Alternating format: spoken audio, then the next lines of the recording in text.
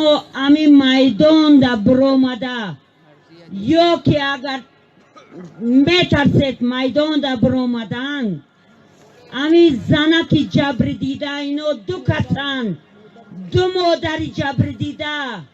خدا یگان کس به این رو نشان نتید این دو زن جبر دیده رو جواب تید و حقی همه طرفه هم از لحاظ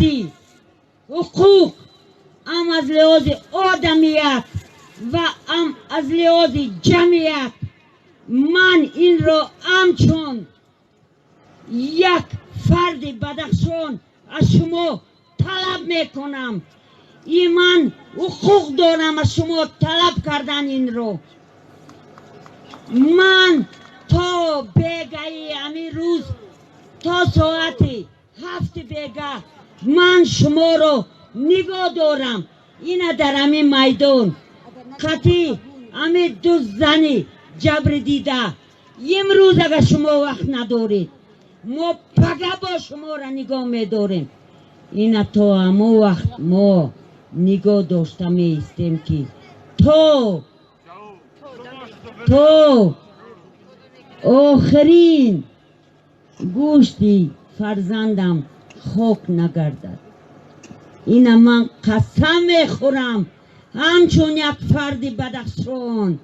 من قسم میخورم که تو охирон استخوان فرزندم که خاک نگردد من از همین میدان نمی برویم و کسی که بدخشانی باشد و خون کوهستانی دارد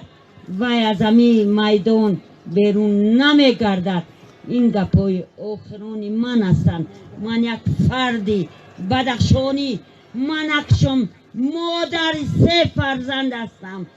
و 2 نبیره دارم من قسم میخورم